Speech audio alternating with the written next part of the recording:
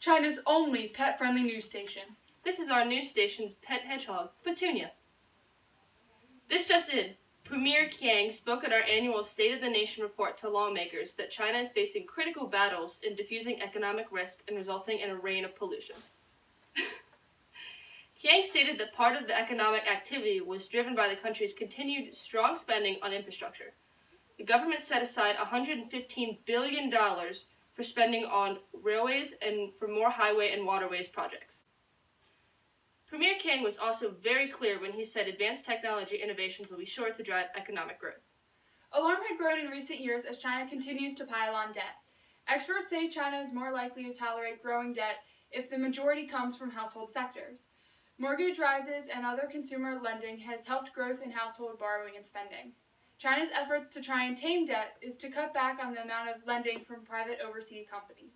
China has begun to tighten bank lending quotas while also beginning to put limits on the bank's usage of lightly regulated investment products to raise money. And now, for a brief hedgehog intermission.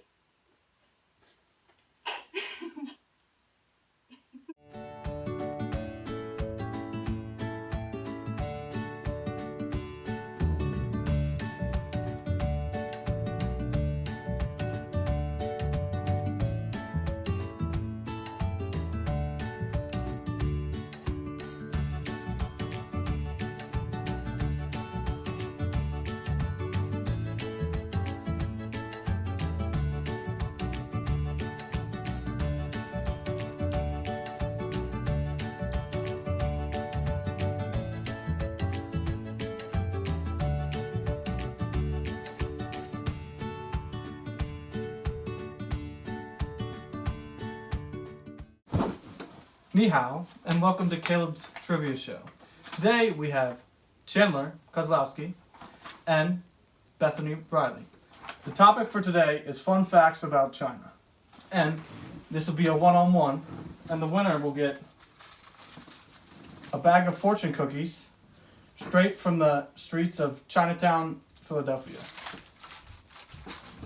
Alright, first question. China is the blank largest country in the world?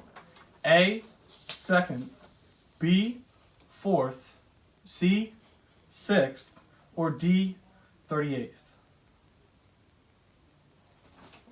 What was second?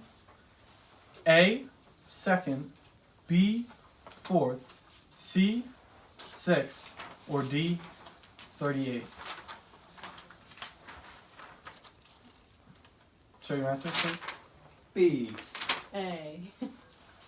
And Chandler is correct. Sorry, Bethany. Wait, what was B? China is actually the fourth largest country in the world.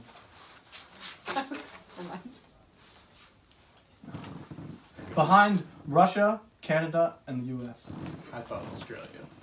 Good enough, good enough. Now for our second question. Oh wait, the score is 1 Chandler, Bethany 0. Our second question is China makes up what percent of the world's population? A, 20%, B, 10%, C, 5%, or D, 99%?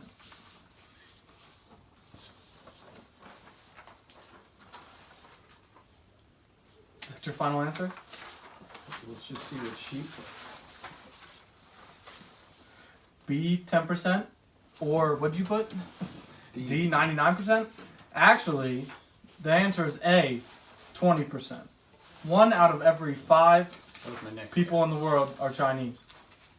That's interesting. Yeah. The answer is still 1 Chandler, 0 That's Bethany. closer. Can I get a point? No. It's Caleb's rules. True. Caleb's It's trivia my show. game show, my rules. Third question. Which of the following items did the Chinese invent? A, the iPhone. B, the compass. C, the fortune cookie. Or D, the jewel.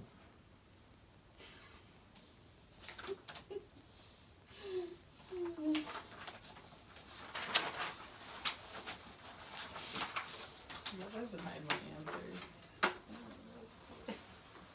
Your answers, please. B. B and C. Do you show the camera? Yeah. There you go. Show Okay. the camera. Okay. Okay. All right. Show the camera. The answer is B, the compass. The fortune cookie was actually invented by Not the Chinese. a factory worker in San Francisco. Oh. I had to remember that. So now it's 2 Chandler, 0 Bethany, which was expected. Ouch. Dang. Our fourth question is how many time zones does China make up? A, They're all 1. real. Huh? B, 3. C, 5. Or D, 10. Can you repeat the options again? How many time zones does China make up? A, 1. B, 3. C, 5. D, 10. Is this the last question? No. Oh. It is not. Okay. What's your answer? A, 1. B, 3. The answer is 1. Wait, what happened? China makes up 1 time zone despite being the 4th largest country in the world. But the rest of them are real. What happens if do we both get a point if we both get the same answer? If it's the right answer, yes. Obviously. Our fifth question is which of the following is a popular pet among children in China? A, squirrels. B, crickets. C, ants. Or D, pandas.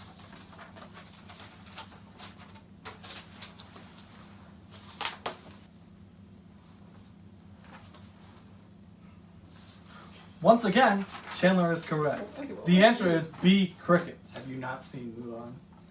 Yeah, come on. I thought you said ants. I didn't even look at your answer. Next question. This is our sixth question, and it is, what is the Chinese color for mourning and funerals? A, white. B, black. C, red. Or D, mahogany. What's mahogany look like? Like maroon. Maroon. Like that chair right there. What were the others? White. A, white. black. Red, black. B, black. Red, C. And the final answer? D, mahogany. C, red. Actually, the answer is A, white. Oh. It's interesting, I know. Wait. The seventh question is what is the #1 hobby in China? A, playing an instrument. B, candle making. C, stamp collecting. Or D, breakdancing. Can you repeat the options? A, playing an instrument. B, candle making, C, stamp collecting, or D, breakdancing? You're playing an instrument, or D, breakdancing? Both of you are incorrect. And the actual answer is C, stamp collecting. Wow. That's so lame. His dad used to play dance. Next question. We'll crop that. What is the average height of a Chinese man? A, 5'7", B, 5 foot, C, 7 foot, or D, 5'8". They're all Yao Ming. Exactly. Chandler's answer? Bethany's answer? The correct answer is A. And congrats to Bethany for her first point. I still think the score is 3-1. Hey, The average Chinese male is 5'7", according to some website. For our next question, it is, which of the following is a traditional good luck symbol in China? A, the cat, B, a lamp, C, a helicopter, or D, the bat? What was the second one? A lamp. Bethany's answer is A, the cat, and Chandler's answer is C, a helicopter. Unfortunately, neither of you are correct. The answer is D, the bat. Interesting. Adam would know. Obviously, you I don't thought know it because was you a got it wrong. Probably not. Huh? I thought it was the helicopter. You know, I think that's the second most I think so. Probably. good luck symbol. And for our final question, this is a tough one. What is the longest river in China in length? A, Largest. 12 inches. B, 12 feet. C, 12 miles. Or D, 3,494 miles.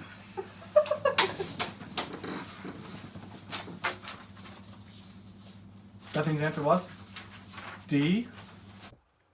Good morning and welcome to Morning Coffee with Bray and Kate. I'm Brayton I'm Caitlin. and this is Morning Coffee. So today's topic, we're going to be looking at China and their society It sucks. sometimes. Love it. So people of all places tend to find problems with their government, but in China, a large issue of mistrust in government officials has made itself very present in many citizens. In a recent survey, the people said the fourth biggest gripe was habitual mistrust, with 40% of respondents listing it as an issue. These main areas of distrust were, in order, anything the government says, followed by food safety, medicine safety, and the quality of local doctors. These citizens seem to think that their government officials are more vested in earning money than they are the well-being and quality of their lives. The issue of credibility could very well be blamed on the unethical behavior of officials that has gone unpunished. This allows citizens to have a reason to worry about this sort of action being continued. Other citizens in China blame this issue on the opinion that the officials' love of God comes before the care for citizens, treating themselves as significantly better than the average citizen and more deserving of the respect of God. Thoughts? It's awful. Indeed. Okay, next, we're going to talk about family planning in China. The Chinese government is putting aside a family planning bureaucracy originally set up to manage the country's disagreeable one-child policy, a sign that Beijing wants to minimize birth restrictions in favor of issues related to an aging population. Several government agencies will merge under one ministry, replacing what is now called the National Health and Family Planning Commission, while family planning will still be part of the work of the new ministry, which is just to be called the National Health Commission. According to the plan laid out this week at China's annual legislative session, the health agency will actively deal with population aging, handling issues such as the development of the elderly care sector and overhauling an overburdened healthcare system. Many Chinese cheered at what was the end of a 500,000 strong bureaucracy that was blamed for brutal practices such as forced abortions, and that is still in charge of extracting heavy fines from birth offenders. So basically, they had to change the policy because the people were not having enough children, and the elderly are now outnumbering the working class, which is going to cause significant problems in their economy. How unfortunate. Very unfortunate. Almost like Social Security in America. Oh, damn. So, we're going to move on to travel bans for poor social credit. Starting in May, Chinese citizens with bad social credit Like you. or incidents on their track record will be banned from forms of travel such as flying and trains. So, basically, if I lived in China, I wouldn't be going very far. Anywhere. Stuck. While officials claim this restriction will only be placed on citizens with severe credit issues, somebody could be just as likely to be blacklisted for issuing an insincere apology. So I'm not sorry about it. Along with this, citizens may not be notified that they're blacklisted and could possibly not even know. So far, the imposition of the social credit system has affected millions of citizens, and the full version isn't expected to be finished until 2020. Though it is unclear how this will affect society. Using the social credit system, the Chinese government rates citizens not only based on things like criminal behavior and financial misdeeds, but also on what they buy, say, and do. Citizens with low scores must deal with penalties and restrictions that are given. You can't go anywhere. No. What a fine time to be alive. Now we're going to talk about women, because they cool.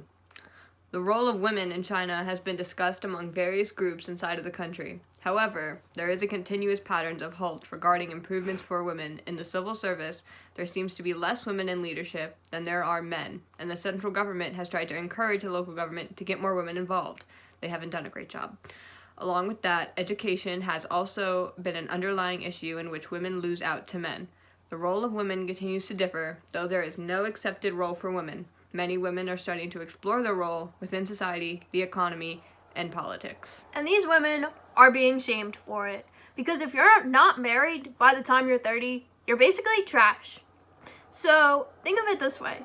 In 10 years, if I'm not married, my life was a waste in China. I thought I lived a good life so far. I think it would be much more fulfilling to have a career and be financially stable than dependent on my husband who I found when I was 20. But that's just my opinion. Yeah, you're right. So this was your morning coffee with Bray and Kate.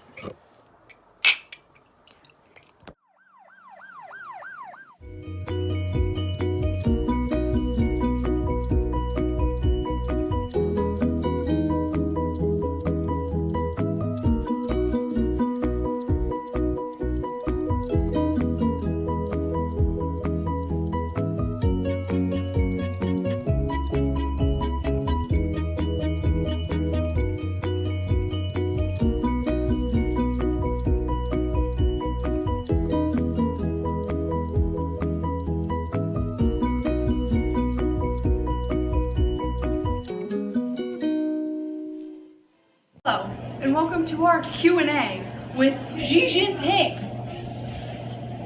Mr. Jinping, how old were you when you first learned how to use chopsticks? Still haven't. Oh, good. That's good. Do you prefer fried or white rice?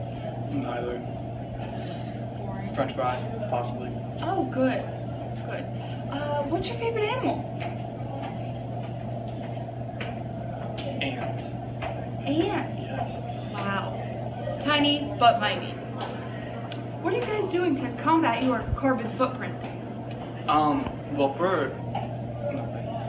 Perfect. So this has been it. A Q&A with Xi Jinping. Okay, it is March 21st, 4:48 in the afternoon, and I'm here with Brayton Casey. She has not done a good job at her life, and her credit's really bad. So, Brayton, I'm just wondering, what gives you the right to be out and traveling right now? I think I've been a responsible citizen with my social life. I think I've been doing pretty well. Pretty credible person to allow to move around. Okay. Your car looks like it's in bad shape. Response? Yeah. Well, what you gonna do? How much was this car? I bought it on Craigslist. For how much? Classified. It's extremely classified. So you think...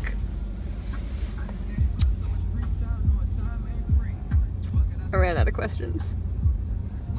So I could go. I'm gonna go anyways. Okay, bye. So, Mr. Jinping, what is your stance on drug use? Why do you ask? Well, China is the largest exporter of opioids, so what are you doing to combat this? Well, you see,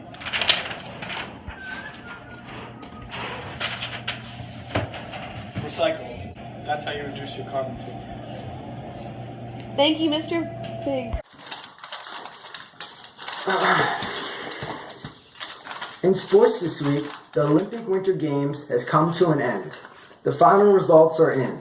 There were over 80 competitors this year representing the People's Republic of China. 1 gold, 6 silver, and 2 bronze were gained. In comparison to the last Winter Games, China had 3 gold, 4 silver, and 2 bronze. The gold medal was won by speed skater Wu Beijing in the men's 500 meter short track event. In the process of winning the gold medal, he would break the world record not once but twice. In other sports news, China has started preparations for the 2022 Olympic Games, which will be held in their capital city, Beijing. There has been a significant amount of building and planning for the Winter Games, including the following expansions. Goals to create a massive winter sports industry has been put in place. The government has put in place a 5-year plan specifically targeting winter sports with hopes to have an industry worth $813 billion in the year 2025. These plans include the building of 650 skating rinks and 800 ski resorts for the Games. In preparation for the transportation needs, the government has started an ambitious project to build a high-speed railway system at a projected cost of $9.3 billion. The efforts to increase participation in the 2022 Olympic Games, the government has given out special school grants to help boost numbers of kids' participation in ice hockey and figure skating. The initial efforts have been proven successful, with a 30% increase in winter sports and 150 new winter events in Beijing alone. Other developments in sports include the President Xi Jinping told FIFA last month that he would bid for the right to host a World Cup in 2022. China's People's Republic soccer team lost to Wales 0-6 in a semi-final. China's sporting industry is growing at 11%, while the global average is 5%. And the NHL discusses making inroads in China. And that's all the news for sports today.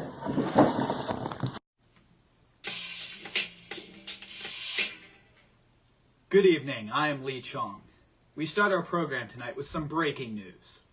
In their annual March meeting, the National People's Congress has voted to abolish the constitutional term limit for the president. With a landslide decision of 2,958 to 2, the 2-term, 5-year limit of President Xi Jinping is now erased and replaced with indefinite rule. Xi Jinping's current term was set to end in 2023. Contrary to the last 2 constitutional amendments, which took nearly 2 hours, the Congress only took 15 minutes to decide on this groundbreaking decision. Despite the high controversy, the decision holds a 99.8% approval rating with the general population. In other news, Premier Li Keqiang asked the Congress to approve a plan that would merge China's banking and insurance regulators into one entity.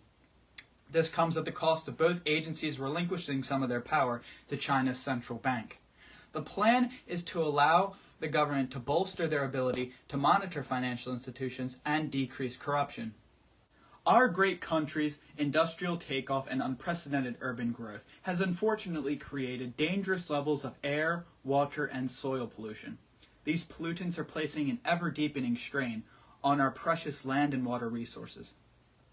In response, reforms have been proposed for the creation of two super ministries, a Ministry of Natural Resources and a Ministry of Ecology and Environment.